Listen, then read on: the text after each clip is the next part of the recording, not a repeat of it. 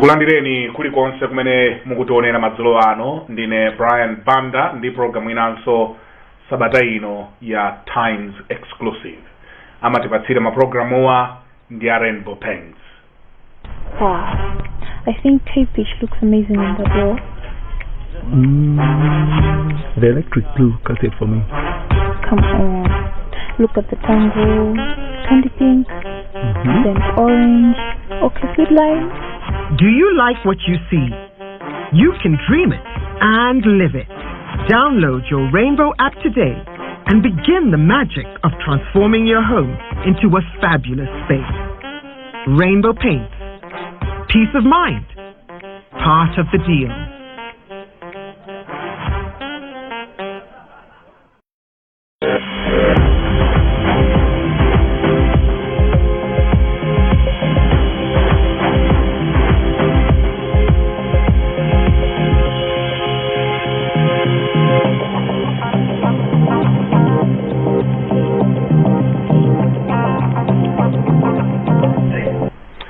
Mulendo wanga mprogramu hii madzulo ano ndi Bishop Guilford Matonga amene ndi mneneri wa bungwe la Public Affairs Committee. Ino ambuye Bishop tikulandireni kwambiri, mwatilemekeza all the way from Lilongwe, mwatilemekeza kwambiri. Muli bwanji?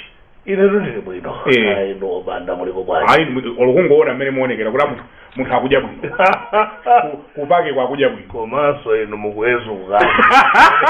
Ndakudziwira nikale ndimene muonera mubwerere chimodzi kuti mayeredwa awa tikudye zimodzimodzi mudye zinthu zina zachipwitikizi iwe sabene muli pabwino kumene kulilongwe chauta akumatisamala chisomo chake chabwino nditudi chakwita nani chifukwa pali zambiri zofunika kukamba za bungwe la Pake zikomo zikuyenda bwanji ku Pake? Public Affairs Committee tikozotero kuti ikuyenda bwino chifukwa ntchito zimene Public Affairs Committee idakhazikitsidwira zikuyenda bwino ndithu. Tikuchita ntchito ina ku Machinga Mangochi yoonetsetsa kuti mtendere kumeneko ukuyenda bwino. Musayiwale kuti maboma amenewa akuchita na boda ndi Mozambique. Ndiye china chimene Public Affairs Committee yakhala ikuchita ndikuonetsetsa kuti azilankhula zinthu zokhudzana ndi chitetezo komanso mtendere. Tsetsa kuti pali ulamuliro wabwino mdziko muno wotsata malamulo komanso kuonetsetsa kuti tikhoza kuwafunsa adindo kuti achite ntchito yawo moyenerera. Imeneyonso takhala tikuyichita popeza takumana nawo atsogoleri a dziko lino kangapo kuwafotokozera zokhudzana ndi mavuto osiyanasiyana amene Malawi ikudutsamo komanso kuwapempha kuti achitepo kanthu pa mavuto amenewo. Ntchito imeneyonso takhala tikuyichita bwino ndithu. Ndiye tikozonena kuti kupaki zinthu zili bwino ndithu. Kodi ndinu anthu ogawanikana kupakiko mmayankhula chimodzi kapena you are troubled ngati Pake kuti mwina ena akuchita izina achita are you one entity? Public Affairs Committee mukandifunsa kuti ndinogawikana yankho lake nkuti ayi. Public Affairs Committee ndi one entity. Timalankhula chimodzi, palibe kusembana. Patakhala kusembana bwenzi mukuona ndithu madera manyuzipepala kapena inunso mawayilesi mutamva munthu wina kuti wadzuka atitsata ndi zimene Public Affairs Committee yanena kapena sidanene.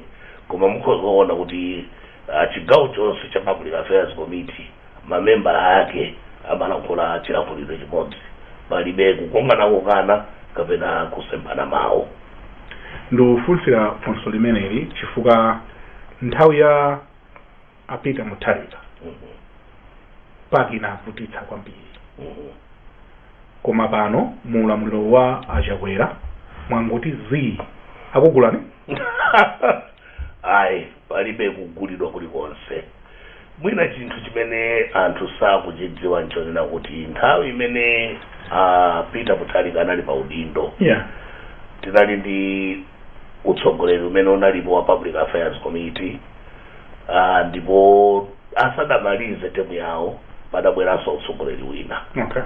Ndilankhula ichi nthawi imene timakakumana ndi apita Mutharika ndi utsogoleri wa nyuwani wa Public Affairs Committee adali ndi dandaulo ngati mtsogoleri wa dziko kunena kuti pamene tikulandira timu ya nyuwani ngati atsogoleri ya Public Affairs Committee nali ndi madando ndi komiti imene yangopita chifukwa amagwira ntchito ngati chipani chotsutsa amangolemba zikalata kenaka kutipempha kuti tikumane panalibe ubale wabwino pempho limene adapereka apita Mutharika nthawi imeneyo komiti ya nyuwani idali yakuti bwanji ino a Public Affairs Committee mukakhala kuti muli ndi ngani muzipempha kuti tikumane kenaka nkubweretsa madando anu kusiyana kuti muzingothamanga mapepala pakachitika kanthu kuthamanga pa wireless bwanji muzibwera udzationa. Public Affairs Committee idakhala pansi idachita adopt policy imeneyo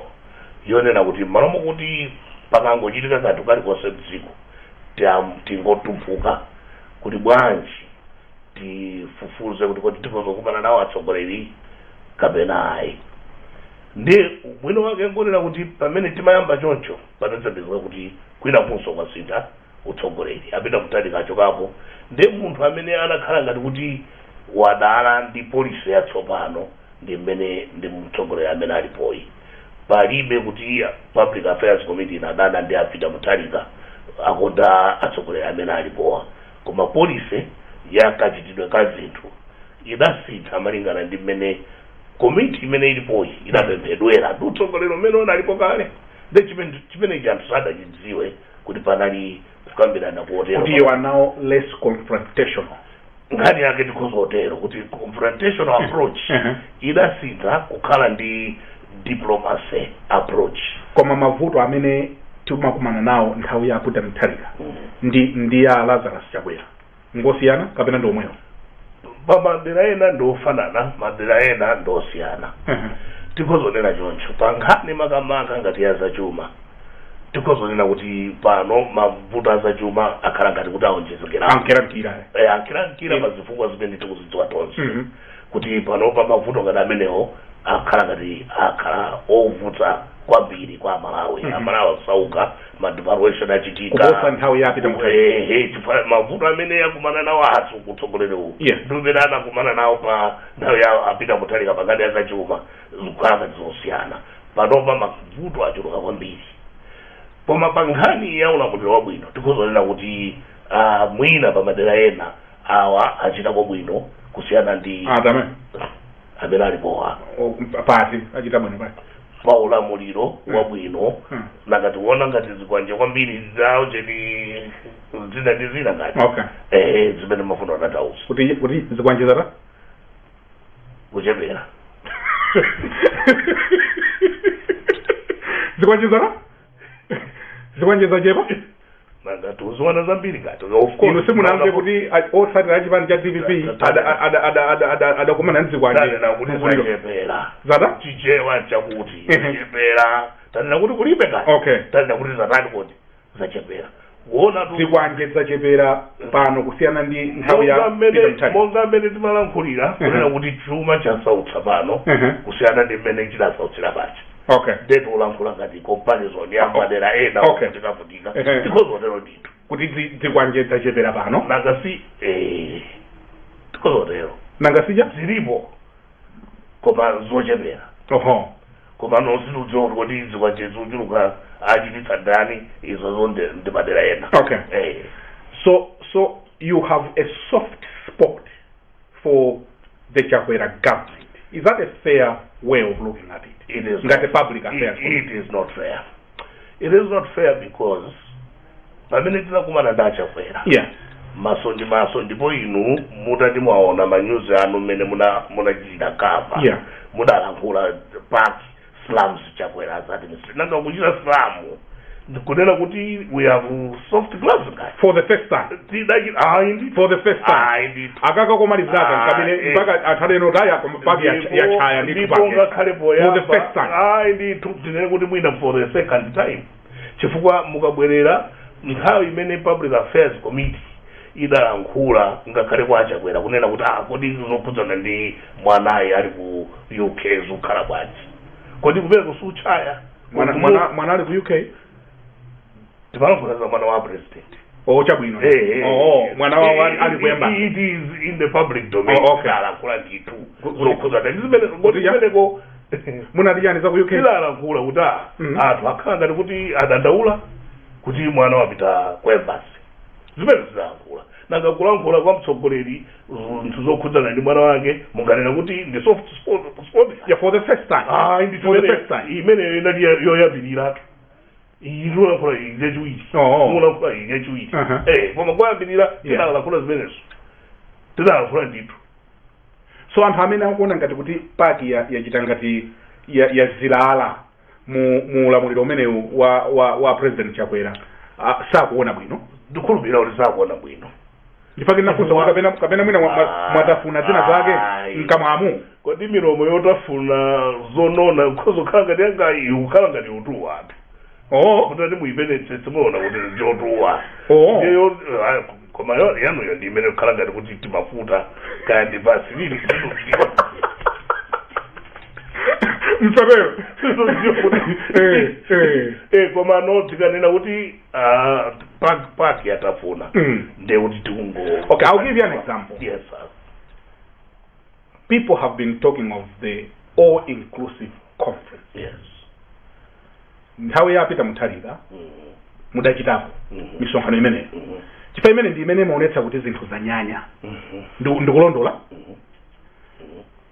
so we don't have any need for all-inclusive conference yapapa indeed all-inclusive conference board ya public affairs committee idachita kale approve ndipo tilankhula kale ndi azathu amene ayenera kudziwa kuti tikamafuna kupanga all-inclusive conference amayenera kudziwa pa stakeholders onse public affairs committee idachita adopt theme idapereka ku secretariat mandate yoonetsetsa kuti zofunikira zonse zokonzekera all-inclusive conference zichitike ndikunena pano dona amene amatithandiza pa nkhani ngati zimenezi ndiwokonzeka kutithandiza chimene akuyang'anira chabe kuona kuti kodi environment imene tilimoyi when is the conducive time yakuti msonkhano umenewo uchitikedi komano ndikhoza kutsimikizirani kuti all-inclusive conference ikubwera ndithu funding dona alipo kale otakhoza kutithandiza pankhani imene sakuti ena akungokhalira kupakidwa ndifake ndinakufunsani kuti kodi anthu muyendera limodzi mumvana chimodzi alipo ena kupakiko amene akuti afuna all-inclusive conference ndi alipo ena ngati ino alipo ena ngati ino kumeneko ndiye kunama kuyikana maunkamwa aisinamalibe lifunso alipo ena amene akuti afuna all-inclusive conference chifukwa all-inclusive conference ndi imeneno imanena kuti azinthu zafika pa chiyindeinde ndiye ndinakufunsani kuti kodi mavuto amene tafika nawo mdzikomo afika pa chiyindeinde ofunika all-inclusive conference ndipo ine mwanena kuti yes ndipo tidanenapo kale sikoyamba kufusidwa funso limeneli tidanena kuti all-inclusive conference ku public affairs committee simangochitika kuti tingofuna kuti tinene munthu timafuna kuti tisonkhanitsa Malawi kuti pa mavuto amene akuoneka kuti alibe mayankhowa kodi collectively sitingabwere pamodzi ndikuyamba kuona kuti kodi pakhota nyani mchira pati pakhoza kufunika kukonza pati kuti tikamamaliza msonkhano ngati wa all-inclusive tikanene ma resolutions onena kuti tonse tikuyimba nyimbo imodzi kumaliza tuzafuta choma sichili bwino corruption kodi maganizo amene tikhoza kupereka kuboma onena kuti titakhala pansi ngati Malawi ochokera masekta osiyanasiyana pamene tikukhulupirira kuti mukhoza kukonza ino aboma mpati apa resolution iyi tapanganizi kwapatsa kuti akonze madera ati amenewo ndi akuti zimene zovuta chifukwa simumvana alipo ena amene akunena kuti tuzifuna zimenezi ndi alipo ena ngati ino amene mumanena kuti zimene zisachitike izozo sizoona ifeyo you are not divided we are not divided public affairs committee idachita resolve maboard onse board of trustees executive board adagwirizana ndithu ichi chinthu ichi chitani kuti chichitike. So mukuvomereza kunena kuti pamene tafika apa ngati dziko mavuto amene tikukumana nawo they need an all-inclusive conference yapasi. Ndipo ndizoona ndipo Public Affairs Committee idachita kale pass resolution. Ndechikuvuta njani? Ngati ndikuti makomidiwo wotipasayo atipatsa mnthawi yoyenera kuti tichite. Nthawi yoyenera ndi inoyo ndimene tikukambirana. Okay, so all-inclusive conference ichitika within the shortest period of time. Tsopano ndikakupatsani date pano pakanema de osachitika pa tsiku lenileniyo. Kumene mumakumanako munkagwirizana kuti muchita liti? Tichita nyengo ngati ino. Liti? Date tilibe. Koma mukamanda date bwana. Iya, date ikukhazikitsidwa ndi kupezeka kwa makomiti kumasulidwa kwa tumba. Akupatsani ndamanda? UNDP. UNDP. Ndamene akupatsani. Okay. So chaka chino yo inclusive. Ichitika. Ndi mavuto anje amene mukuwaona kuti atezinga ngati dziko. Pachikalata chimene tidalemba ngati Public Affairs Committee chimene mukuti tidaluma tidafuna koyamba takamba kale mene pamenepo sitikugwirizana sikoyamba chilowereni boma ili la President Chakwera paki yazizira kwambiri sidazizire kukumana nawo atsogoleri nkwauza kuti azangazangawo achoke nkuzizira kwauza kuti ndunazi tazichotsani zinazi zikhala ngati kuti ziziritsa zinthu kumene kuzizira kwauza kuti anthuwa mmene apolisi agwirira ntchito akunjata koma milandu ya sikuoneka kuti ikuthabwachi nkuzizira kwauza ndithu kuti ukuku ku immigration uku kuoneka ngati kuti zimene zili pamwambazi zosautsa ujene nkhani ya ku immigration nkuzizira. Public Affairs Committee yalankhula koma umati ukalankhula umangotenga hama la nyundo kumangogogoda pomwepo timakhala ndi chikhulupiriro kuti amene mwauzawo ndi akuluakulu akumvetsera ndipo achitapo kanthu. Pali inolankhula ndiye pali ochita. So iwe olankhula amene ulibe zipangizo zopangitsa kuti munthu wina achite sungakhale kuti wazizira ndiwe chifukwa Public Affairs Committee mukumbukire ilibe zipangizo zopangitsa kuti boma lipange ife tikhoza kulankhula komawo ndamene ali ndi ufulu oti kodi tichite kapena tisachite kapena tichite nthawi yanji. So ukusikuzizirayi chifukwa uthenga wefe tatani tautula kwa munthu oyenera kapena kwa anthu oyenera. Ndefu solanga kuti mavuto athu ndi chani ngati nkhani ngati yazachuma. Chumachi chioneka kuti chikhalireni pa udindo boma la tonse lakumana ndi mavuto amene tikudziwa kuti mwinadi ndi okhudzana ndi dziko lonse koma dziko lililonse limayenera kukhala ndi udindo okonza zinthu dziko momwe malingana ndi mmene akuonera. Ndiye zinthu malo moti mwina zizikhala ngati kuti zikukonzeka zinthu zikhala ngati kuti mitengo ya zinthu zikazikwerera. Malawi wamba ovutika osauka akusaukira vuto ngati limene lilofunika kuti anthu tikhale limodzi tikambirane. Vuto ngati la njala Malawi sina inokhala ndi njala yochuluka chonchi kutengera kuti tili ndi nyanja tili ndi mitsinje ime madzi ache saphwera. Tinenokhala ndi chidziwitso chakuti kodi tikhoza kugwirana manja bwanji kuti madzi amenewa tidzagwiritsa ntchito kolo isakhale kuti mvula sidabwere chaka chimenecho tigwiritse ntchito madzi amene Mulungu adatipatsa.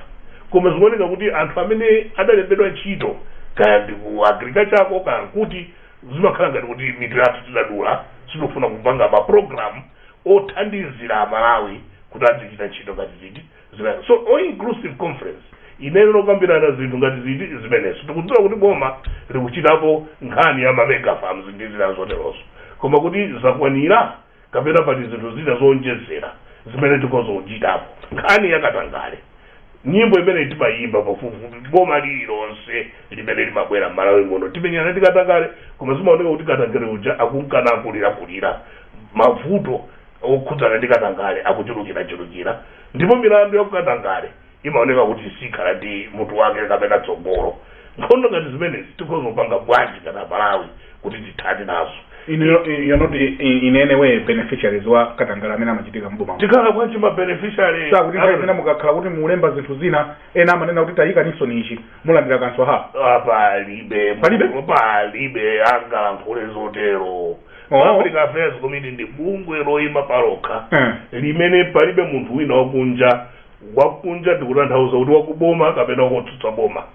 Ndi chifukwa chake Public Affairs Committee ndi bungwe lokhalo limene mpaka napano anthu osabaliopa opposition mukamalemba pakalata anu aja palibe wina amene ananena kuti tayika tandiyikirani tandimalize kaye ndimalize kaye maona kuti mulowera kuthengo mulowera kuchita mukamalemba pakalata anu aja palibe wina amene angakuchiteni influence kuti tayika Nixon ka stanza aka mmene akadziwa bwanji mulandira kena kaka akadziwa bwanji ka stanza yasadakhale nawo pa msonkhano wa Public Affairs Committee chifukwa otumayo akuzokhala ndi ma interest yake pankhani chifukwa tambamo ndithu kuti nthawi zina kuti ena amayesera kuti tatiyikirani mumudzi umene kumayi kuno tachulutsa nkhamba kamwa ndi mabodza kwambiri chifukwa Public Affairs Committee board palibe amene wina wakunja amakhala asuzumira kumadziwa kuti Public Affairs Committee ikakambirana chani mudziwa kuti ngakhale tikamamaliza palibe munthu amadziwa kuti Public Affairs Committee ikakalankhula chani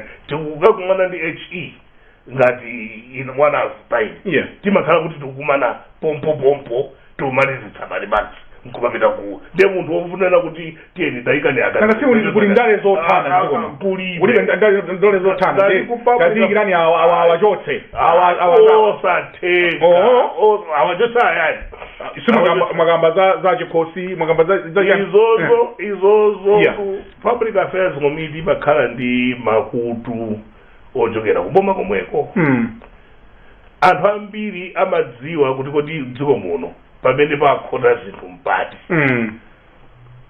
akakhala kuti ali chidziwitso amafotokozera ku Public Affairs Committee kuti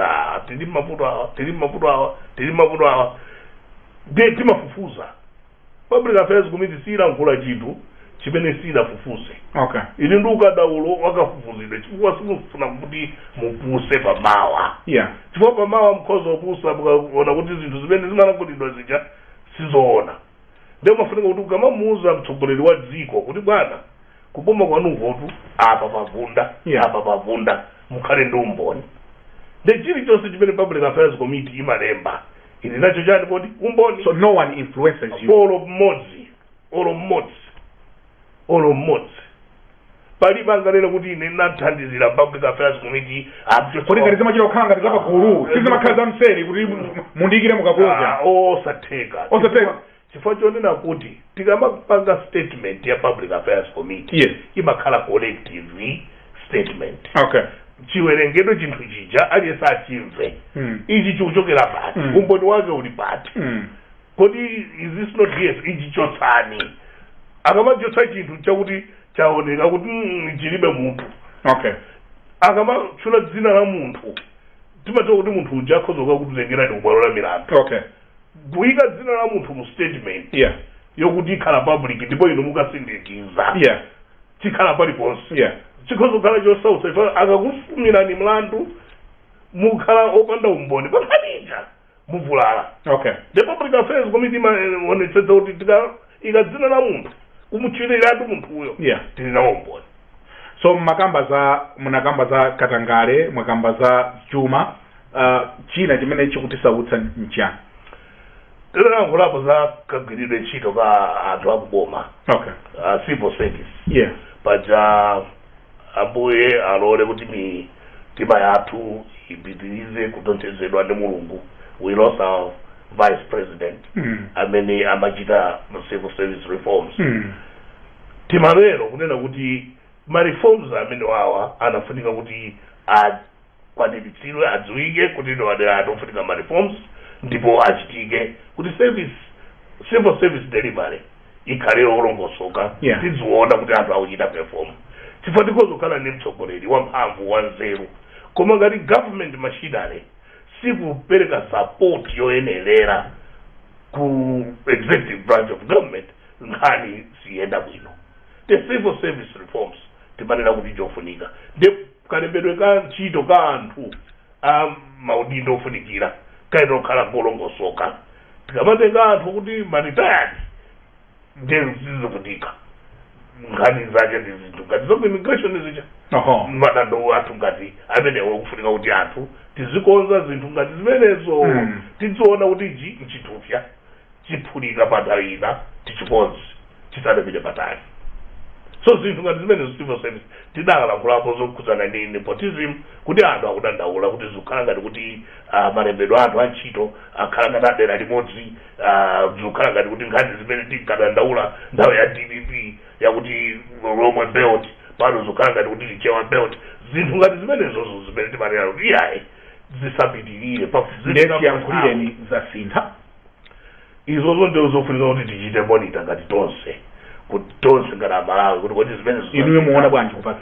sinakhale pansi kuchita evaluate koma inuyo ngati Bishop Matonga mukuona kuti zasintha ndizimene tikatero ndikuti tidakuita chifukwa tidachite kafukufuku kuti ndione kuti kodi zasinthapo kapena iyayi sidaone kuti kafukufuku alembedwa ntchito pano ndani kapena maunduna ena amene asinthidwa ndi otani ndipo walembedwa ndi ndani wachotsedwa ndi ndani so sindingakuyankheni kwathu chuchu kuti kwasintha kapena ayi koma fundo tidafotokoza kuti fundo izi anthu akudandaula ndi anakuyankhani bwanji mutafotokoza zimene anatiuza kuti amva ndipo aonetsetsa kuti zinthu zimene zidandaulazo azikonze ndiye chikumanirane ulendo umene uchasimuna kumanenso mpaka pano panopa sidakumane koma tidapempha kuti tikumanenso ndi cholinga chakuti muli nzinaso zoti mukanene choyambirira timachita tisadanene zinthu zina timamba tachita kalondolondo kuti wadzulo ngati mmene mukundifunsirapo kuti kodi zasintha kapena iyayi ndi choyambirira ife tokha ngati board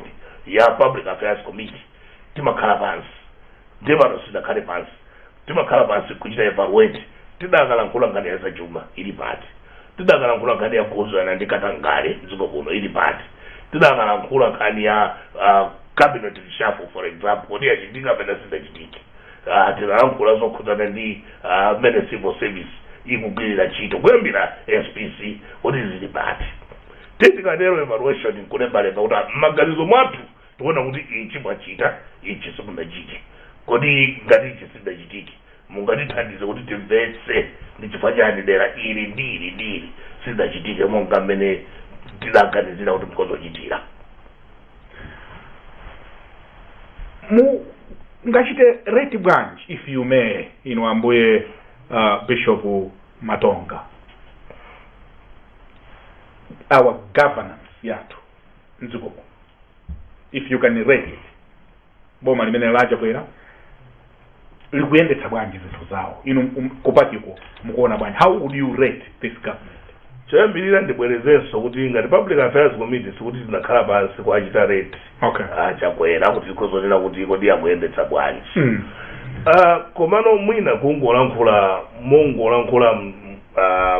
in general kunena kuti tikalankhula nkhani ya governance utsogoleri sitikukhulupirira kuti tili nawo vuto pa utsogoleri kuti atsogolera bwanji makamaka kutsogolera dziko ngati munthu mmene achitira ndi boma lawo ndikulankhula zokhudzana ndi maufulu a anthu ndikuchita governance mudera limenelo kuti kodi anthu ali ndi ufulu mdziko muno olankhula zimene akhoza kulankhula popanda mavuto kwambiri ndikulankhula nkhani ngati zimenezo kuti kodi pa zifukwa za ndale kodi anthu akumamangidwa chifukwa cha ndale chifukwa cha ndikunena kuti governance yake in general ndi anthu sakumangidwa pa chifukwa cha ndale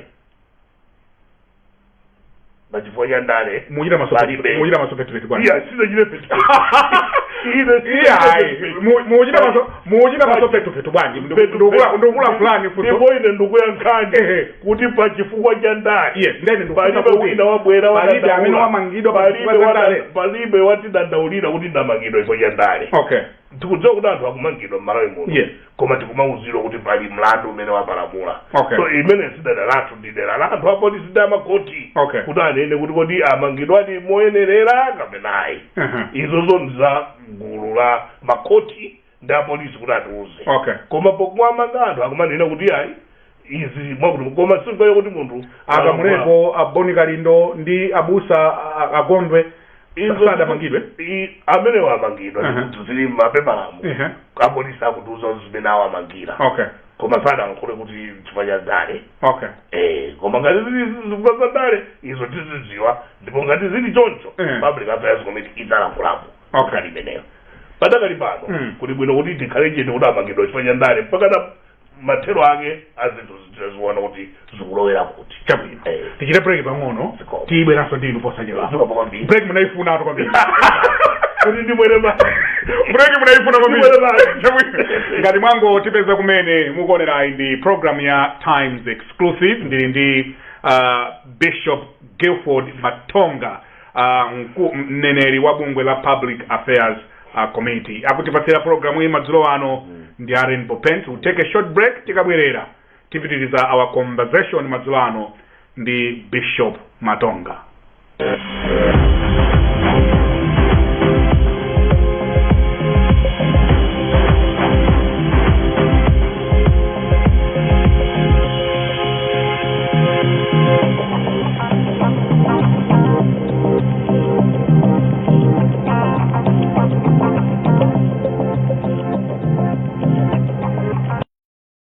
Wow, I think Cape Beach looks amazing in the door. The electric blue cut it for me. Come on, look at the tango, candy pink, then orange, orchid line. Do you like what you see? You can dream it and live it. Download your Rainbow app today and begin the magic of transforming your home into a fabulous space. Rainbow Paints. Peace of mind. Part of the deal.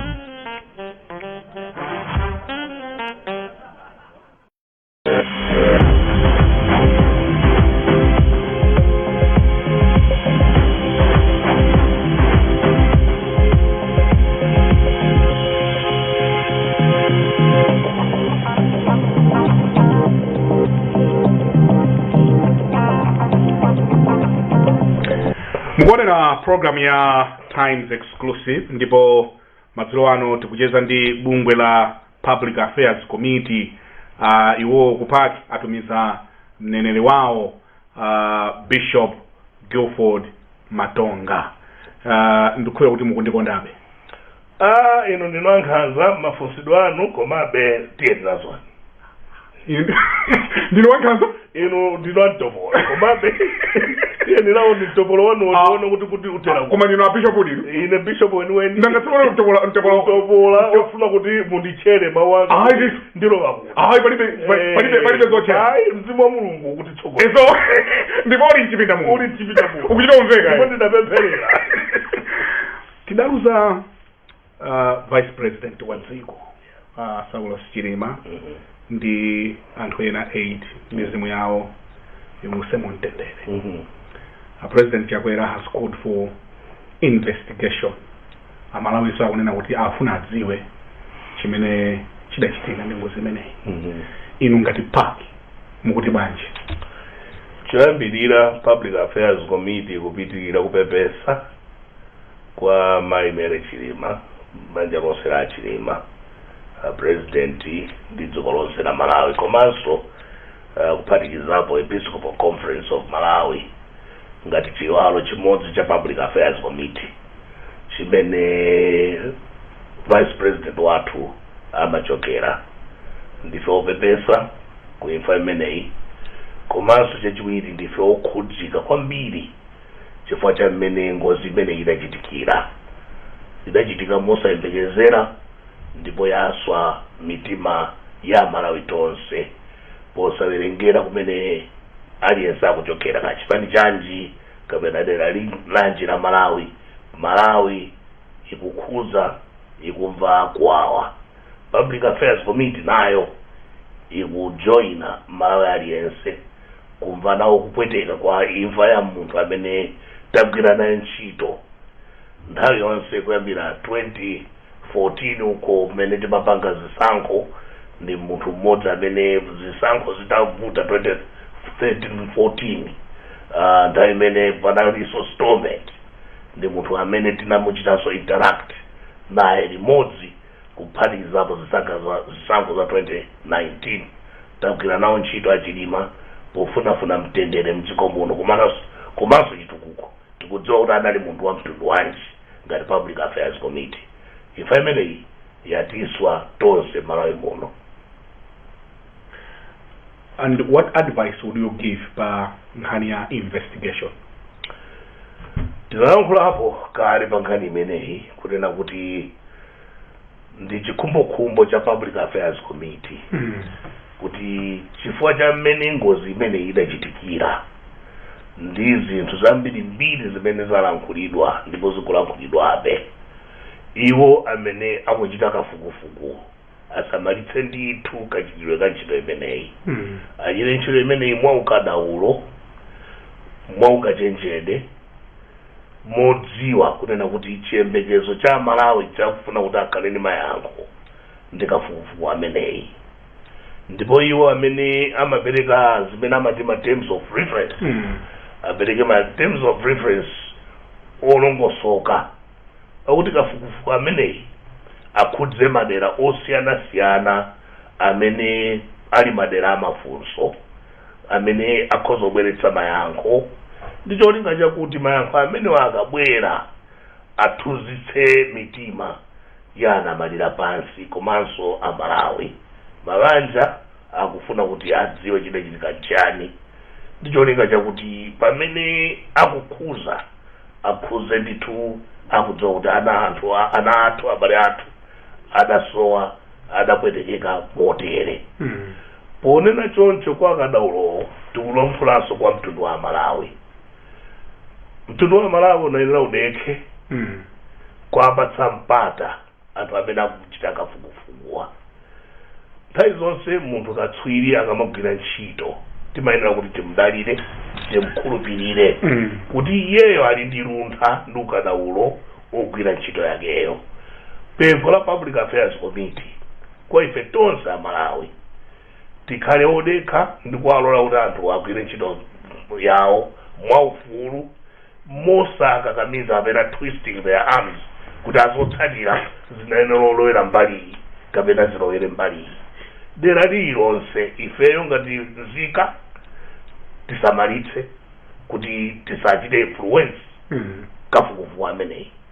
Komanso akuboma asamalitse kuti pasaoneke ngakhale mpang'ono pomwe kuti pali influence iliyonse yochokera kumeneko. For influence ikozochokera mbali ziwiri zonsezo. Ikozochokera kwa ife ngati nzika, ikozochokera kuboma. Nthawi zina mwina tikoza kungochita concentrate kudera limodzi. Koma pempho lathu la Public Affairs Committee pamene tikulira ndi kudandaula kutayika kwa miyoyo imene inayi kuphatikizira kwa Vice President, tiyeni tikhuze mwamtima umodzi modikira kuti kodi zotsatira zibwera motani. Ndikuthokoze kwambiri chifukwa cha ulangizo umeneyo. Tikhala tikukaponya voti mu 2025 imeneyi yatha tsopano ya ngozi itu kupitano kunkhani zina chabwino. Muganiza kuti tiyende bwanji ku ulendo wa 2025? Pamakhala zolankhulana, pamakhala mikwiyo ndi zina zotero. Tiyende bwanji ku ulendo 2025?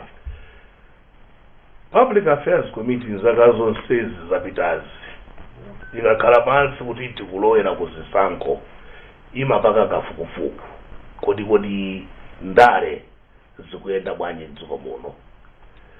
Ndi ikapanga kafukufuku imapanganso maprogramu achi onetsetsa kuti kodi mmene zikuyendera zinthuzi titani.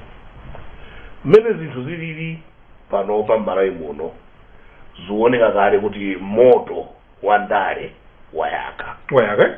Moto wa ndale wayaka ndipo aliyense pakachitika kanthu kalikonse afuna ndithu atengerepo mwayi wochita dera lake lokhudzana ndi 2025. Zikho zotithandiza ngati dziko kumanga dziko ndikukhala ndi chisankho cholongosoka 2025. Zikho zokutiphwasula ndikubweretsa mavuto ochuluka 2025. Public Affairs Committee pokhala bungwe la chipembedzo kwakukulu limalimbikitsa mtendere kukhalirana bwino pa umodzi wina ndi mzache kulimbikitsa chikondi mdziko kuti ngati tikusankha atsogoleri tasankhe mwa ufulu wathu popanda kunyozana popanda kutukwanana kopanda kukhala ndi mpeni kumphasa koma tikafuna kuti tichite makampeni athu akhale aclean osatukwanana ndi kuvulana kwake ndi mawu tisatero ayi komanso pake ime pachilungamo Public Affairs Committee isaoneke ngati kuti ili mphapa mwa munthu ndipo Public Affairs Committee yakhala ikuyesetsa kuchita koma mukundimva tune nazo ndipo nchifukwa ndikutsindika kuti Public Affairs Committee palibe ndi membala mmodzi yemwe amene mudzamuone akutsogoza kuti ife tifuna ichi osati icho. Public Affairs Committee imauzana sili ngati anthu ena amene amangoti atulutsa ulosi mawa ya ife tikuona mwakuti tikuona motero. Public Affairs Committee sitero. Public Affairs Committee imalimbikitsa mamemba awo kuti akhale anthu amene ali responsible, anthu amene akambe zinthu zokhudzana ndi issues osakhala character assassination kapena kutukwanana ndi kunyozana ayi. Ndipo Public Affairs Committee, it is an institution that would encourage coexistence, would encourage a peaceful campaign period, but also would encourage issue-based campaign. Popanda kutengera mbali kuti uyuyu tuona ngati kuti chifukwa chake nanena kuti ena akhala kumanena mawaire simunso inu nakhala pa waire tsiku limodzi anthu amayimba anthu amanena kuti paki yazizira kodi atafuna chani anthuwa pamenepo makhala vuto chifukwa nthawi zambiri anthu akamanena kuti paki yazizira amafuna kuti mutenge gawo lina lake limene inu simudatenge chifukwa simudatenge pamenepo amati mwazizira mukatchapa pamene apafunapo ndamati paki chakoma nditi ndi imeneyo nangasanso amayembekezera kuti paki iwalankhulira nkhawa zawo nkhani pakusiyana kwake pa Public Affairs Committee chipani cha ndale pati pamenepo ife tidakhala ku opposition kuti ndife chipani bwezi timalankhula zinazi tilole kuti azipani zotsutsa achite ntchito yawo yoyenera koma kupezeka kuti zipani zijazazizira akutchana okhaokha dafuna kuti ife Public Affairs Committee tigwire ntchito yawo ye chipani chotsutsa zipani ife Public Affairs Committee we will not do that. We will not play partisan politics to please a particular party. Let's have a strong opposition in this country. Zipani zotsutsa zizikhala ndi mphamvu pa izo zokha posadalira kuti kulephera kwawo kuperewera kwawo ndiye ikachite mpati ndingalero tilakwa ndiye nkhani imene adatichenjeza APM tizakumana nawo adanena kuti ayi inu mukhala ngatinso kachipani bwanji APM bona adatipatsa upangiri umenewo ndiye ife tidanena kuti mwa president iyo mutuluka mawu nzeru bwanji tichite strategize. Opposition must be a strong opposition. Ndipo ndikuzeni mwina nkhani chinatuluka chipani cha DPP Public Affairs Committee idapita ku Page House ali kunja kwabonga tinapita ku Page House ndikukakumana nawo apatalika pankhani imeneyi yonena kuti bwana zukhala ngati kuti chipani itu ichi chachepa mphamvu cha DPP kuli mavuto bwanji inu ngati mtsogoleri wa DPP muonetsetse kuti DPP ikhalenso chipani cha mphamvu tizigwira ntchito yake because democracy yokhala ndi chipani chimodzi chokhala ndi zinyonga ndiye chikhale muulamuliro si democracy yabwino zikhale monga mmene zidalili mu nyengo ya anzanu inu mukulamulira anzanu amayima ndikumakutsutsani opposition. We would want to see such a strong opposition in Malawi. Tidakumana nawo nati fotokozera mmene zimayendera ta imeneyo chimene Public Affairs Committee idachitira zimenezi ndikupewa nkhani ngati imeneyo chifukwa anthu amanena kuti kapena muli blue kapena muli makaka ife siya chipani ino ndajani ndilibe chipani asatheka ndipatseni muli chipani chanji muli chipani ndechiti palibe palibe mukandiona ndili paujeni pa msonkhano wa chipani kuchita ujeni koma kuvota mmakosi kuvota mmakosi kumavota munthu amene wamsangalatsa panthawi imeneyo ali ndi fundo kuti ali ndi fundo zothandiza so simutenga mbali public affairs committee sititenga mbali tidakamatenga mbali nthawi imene timabweretsa anthu tikamapita ku chisankho pamodzi bwenza ma presidential candidates ena akunena kuti ife sitibwerako chifukwa inu ndi achipani cha kodi Maudindowa mudatenga chaka chiti 2020 ndiye munagwizana kuti muyenda zaka zingati constitution yathu ya public affairs committee imapereka zaka zitatu ndiye zidatha ndipo iyayi tisafulumiretu ndipoyo ndikubwera temu yoyamba ya Maudindowa kupakiko mandate yanu yatha iyayi ndiye mukatero ndiye kuti mulakwa simati munasankhidwa mandate ya 3 years yoyamba idatha ndipo pozi yathaliti chaka chapitachi ndiye why are you still here tili pano chifukwa chakuti board of trustees malingana ndi constitution ya public affairs committee idapereka extension ndezolakwika constitution chidavuta nchiyani tisalemekeze kusolanga kuti chidavuta nchiyani kupita ku masankho kuti anthu akasankhedwe makobidi adasadapezeke panthawi bishop munanga munatipatsa bishop kamene tibwere mutipatse ku times kuno kuyitanizana kuti chipange masankho apaki ndi msonkhano waukulu mamembers a public affairs committee samodzi muri bangani ino munabwerako ndibabwera mumanditana chisonkhano chija simunachiona chikhamu cha wanthu munachiona kupita ku Mount Sochi kumene kuja aliyense adye bwino asamalire bwino kenaka avote bwino mwino mwadongosolo mopanda kuopsezedwa ndi masewera ndiye chikuvuta kupita ku masankho ndi ndalama panopa makobidi alipo apezeka nthawi imene tikupanga all inclusive conference motoona so chisankho chichitika chaka chino chifukwa ngati inu simungapite ku masankho ndipitako ngati inu mungathawe masankho ndi andale wadziti bwana sizingateke so mutawa masankho mandate yanu idatha 3 years idatha last year inuyo mukusankha kusamva zimene ndikukuzani nthawi imene munkalowa mudadziwa kuti mandate yathu ndi ya 3 years of course year number 2 munenera kuyamba kumasankha ndalama zokapangira masankho koma mudalola kuti mpaka zaka zitatu kutha ndipo board of trustees ndikuchita ntchito imene idapatsidwa to extend office bearers mpaka na the next general assembly mwaumva kukoma mipando kumene kodi pali mpando umene sumveka kukoma mwaumva kukoma khali yake simeneyo mwaumva kukoma mpando uli usengokoma ndiye tisachite masankho sizanelwa ino mukupotoza kodi tinene kuti ayenda anakuza kuti mfusefusa limene no ine chito anga ndiyo because what I know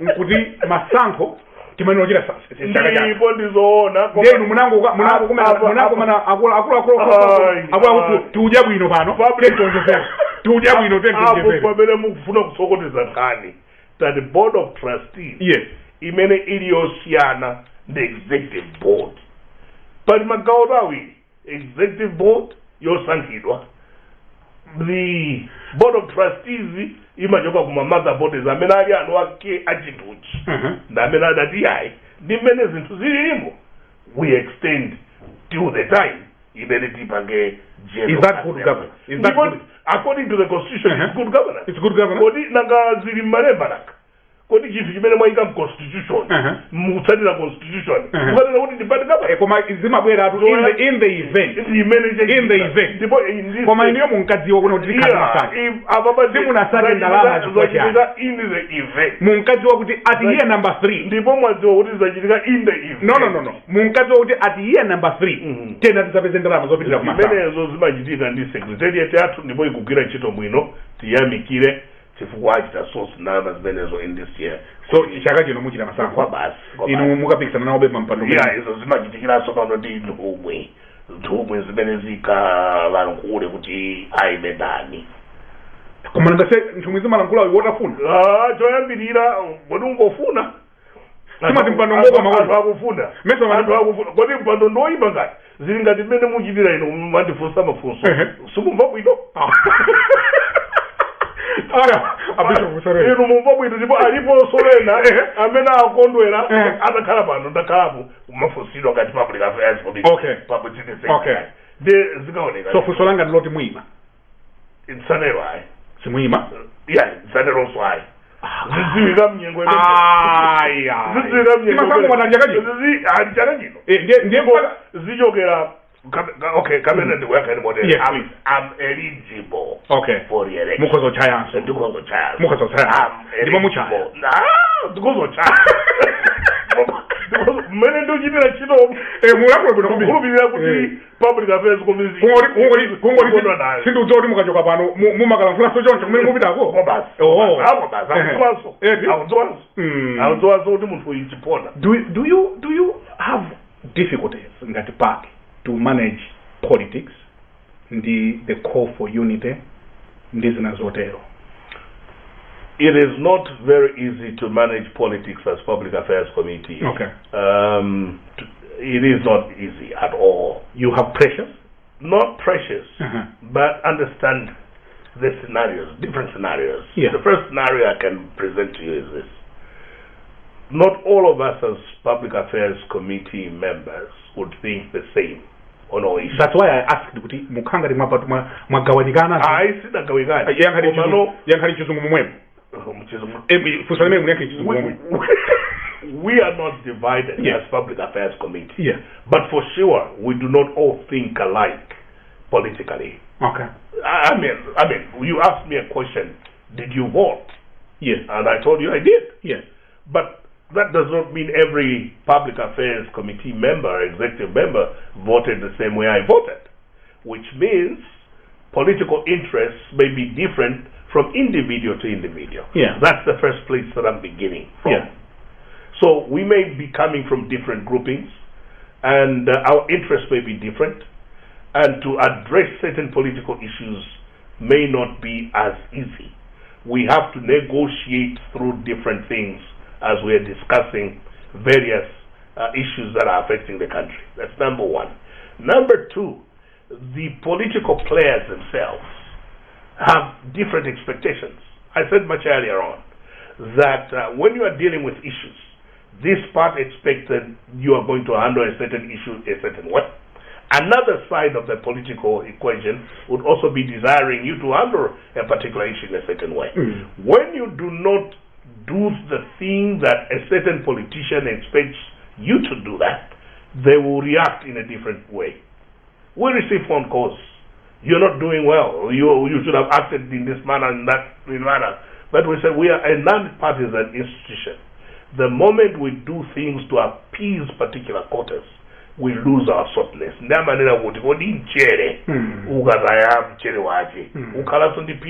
If salt loses its softness, of what value is it? So Public Affairs Committee has value today because it is non-partisan.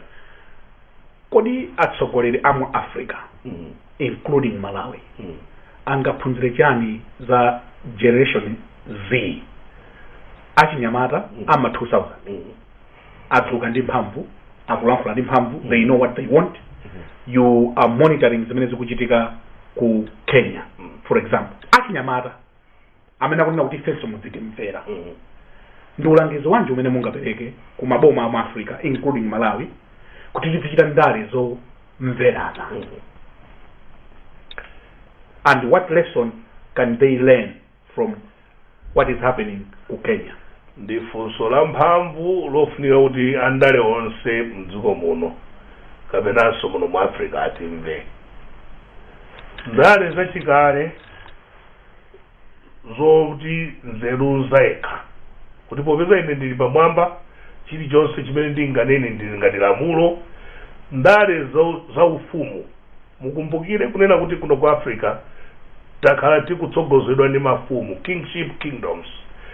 Ulamuliro ochita mwa mafumu mwa ufumufumu ulamuliro umenewo udathakale ndipo atsogoleri athu andale aphunzire zimenezo kunena kuti masiku ano anthu amafuna kuti akalankhula zinthu zimene akulankhula zija zimveke ukafuna kuchita ufumu ochita kuti nzeru zayekha afika nazo msimba madzi ndipo anthu masiku ano sakuchedwa kuchotsa maulamuliro mwa njira imene afuna kuti agwiritse ntchito ndiye pempho lathu lakuti akuluakulu athu amene mukuchita ndale enafe takhalapo mu ndale mu zaka zambiri mbiri kuti makhala mndale iya nangophatikiza kudziphatikiza izimveke bwino kuti enafe amene tikudziwa kuti tachita ndale zaka zambiri mbiri chonde tachitani gulumu achinyamatawa apatseni mpata mzipanimu musangokakamira maudindowa chifukwa tikakakamira rivoti ichoka kuchokera kumpansi kwa achinyamatawa nkumatisautsa adalankhula wina mtsogoleri kunena kuti nthawi ya chipani chimodzi kutamba kubwera kuti kuli windi kuli mphepo yonena kuti anthu afuna zinthu zisinthe utsogoleri wa masiku umene ujawo udakanena kuti tamva mfumu osafutikanso kupita ku referendamu chani mkungodziwa kuti nyengo yatani kodi yasintha zidakathandiza amene adali pa udindo nthawi imeneja nkukhalanso pa udindo nthawi imeneya chifukwa zidakhala kuti alibe pressure iliyonse koma tikalola moto ochokera pansi kuti atichita kutikankha olo tidakhala kuti tili ndi mphamvu za mtundu wanji sitingayime chilili tichoka ndi phunziro lake lakuti tiye tikhale akumva chimene anthu akunena vuto ndilakuti the higher we go the more deaf we become situdziwa kuti chimachitika chiyani kuti ukamapita kumaleleko makutu amankana akothera kaonedwe kako ka zinthu kamasintha uli pansipa unkaona mwantundu wina ukakwera pamwamba anthu akamalankhula zomwe zichoma zidandaula zija zimakhala ngati kuti zimene alankhulazo zopanda ntchito iweyo ndi amene uli ndi nzeru koma gulu lachinyamatali tilimvere chifukwa akufuna space tichite create anthu akupita kuma convention posachedwa apa zipani zosiyana-siyana chonde create space ya chinyamata mukapanda kutimvera mmene tochitiramo kumaganiza kuti tochita target munthu ayi ndithu muzichita target nokha chifukwa anyamata akugwetsani ndipo zimakhala zamanyazi zikakhala moteromo. Are you happy timalizire pamenepo madzulo ano mukalankhula kaya kubomaku mukalankhula kaya President Chakwera, are you happy with the response that you are getting from government and the leadership? Kuyankha kwa yenkuwiri response yoyamba imene leadership imatipatsa ndi response imene makhala encouraging yolimbikitsa mtima ndikutanthauza kuti chani tikapereka statement yathu ndikuwerenga madera osiyana-siyana amene tili nawo nkhawa ndi mavuto palibe ndi tsiku limodzi lomwe limene utsogoleri udatikalipira ndikunena kuti zimene mwalankhulazo zopanda ntchito amavomereza kunena kuti mavuto atikuwadziwa ndipo ndizoonadi ndipo tichita kanthu so padera limenelo ngati Public Affairs Committee tilibe vuto ndipo we appreciate that. Vuto limene likubwera ndilakuti action pa zinthu zimene tazidandaula kapena zimene boma lavomerezanso kuti sizili bwino kachitidwe kake nkochedwa mayankho ake amakhala ochedwa lezi makhala ngati kuti zinthu zija sizidalongosoke komano ifeyo tikapereka madando komanso iwo atavomereza kuti zinthu zomavuto vuto ndi response kuchedwa kuchita act pa zinthu zimene tagwirizana kuti ndi madera ofunika kukonza pakumakhala kuchedwa you wish akadachita mofulumira chifukwa ngati tavomereza kunena kuti apadi pali vuto ndecho chedwera chiyani mukazo za machedwe chani chiyani ayi sitingadziwe pamenepo sitingadziwe mukagwedeza mmafuna kuti achite mamsanga nkhani yake njotero kuti tikanena kuti nyumba ikupya nyumba ili pamoto kodi tifunikanso 2 weeks kuti nyumba ili pamoto iyi tithimitse ilipo nkhani imene mudapititsira kunena kuti akhala mpaka mwezi ni mudauza nkhani nja serious. Do you have an example? Zilipo zinthu ngati ja zilipo ngati jani mufuna okay yeah ngati because pakululwa mwachisanzo tilangoleza ku immigration okay ali ngati ya ku immigration ija idafunika kuti ayione mwamsanga ya nangasili ku koti ya kotala mulandi ndiye kulimbana kwa makoti kulubira kuti mwina we could have avoided that okay chifukwa mwina popeza maunguza mwa mtundu wina koma no tukulubira kuti ngati marriage si kadafika pa level of chifukwa adamba kulangula kalekale ndiye ikafika pamene pache ndiye kuti ino sobuda ipitisa kumwe koda kuti inu bishop wampengwa inenda kala ndi bishop wa Pentecostal Assemblies of Malawi pano ndimachedwa chief bishop emeritus kutatauza chief bishop upuma amene anali pa mpando oyendetsa Pentecostal Assemblies of Malawi pano pali munthu wina amene akulamula Bishop Chigamba ndamene adatenga malo anga ngati bishop oyendetsa muda palamula chani palibe kakali chimo adaita masankho amachita masankho ndati na kuti ine masankho amenewa ayi nditawe ngati nkhali mmandifusa ija kuti kukumabuka moto wachinyamata imo mwana nawo moto nyamata ya choka ya munangona unanyamata wakubuka anyamata akubuka moto kuoneka kuti ukufuka ezoona upatuke ezoona kuti wabatsaji nyamata taya ndiye Chigamba ndi nyamata ngati wachinyamata zedi ali ndi muna palamule chizo ya ubalamula kwa mtundu wake sinofuta mundia kana jone usabilize ngani ndo ande ndio mundia kana Brian ngani chile mweka olo simu da bagamule olo bangono mundo lakala kuti koma Brian ngani kango isiya ngati kuchikwati mbusa kama na kuti kodi alipo amene sakugwirizana zona ndiye uli na mwali okwadzisidwa chikwati kono abusawa kulakala asadafunse kodi sa afuse koma achite pomwe chawo achite pomwe alipo wina amene aunena kuti anthu asakwatirane ndipo mtakazii ndiye kubata azona abusawa akarango ikona afuna ndani ayo afuna kuti pakana chifukwa chipezeke ndi zona ndi mmene mukana kuti mukanga muchitira ino koma sichochwa tiitere pomwepa ndiye mupemphera kuti ine ndi Pentecostal Assemblies of Malawi komweko fantasy ndimakuona kwinako okwisije iya chimapitaso ndakuona kuti mufuna ndithule izi ndi mapitaso ndino ICG iya ndabale anga chibale yona Pentecostal ina nyamulya Pentecostal Assemblies of Malawi idapanga litingwirizano idabanga livingwirizano ndi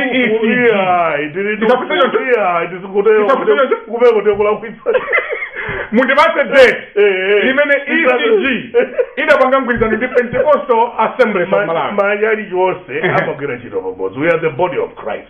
Koma tumene kwa mmoja okhanza ni trustee kumene okuzalita sogola kuti mpaka nkanja kuti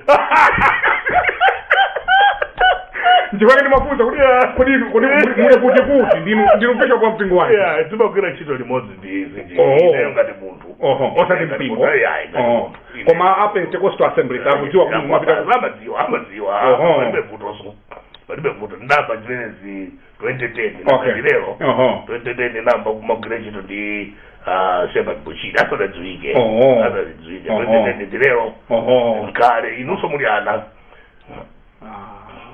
2010 ilu ndikumbukira katubikanu kanali katubi imire pamenepa kumana mundirande imire pamenepa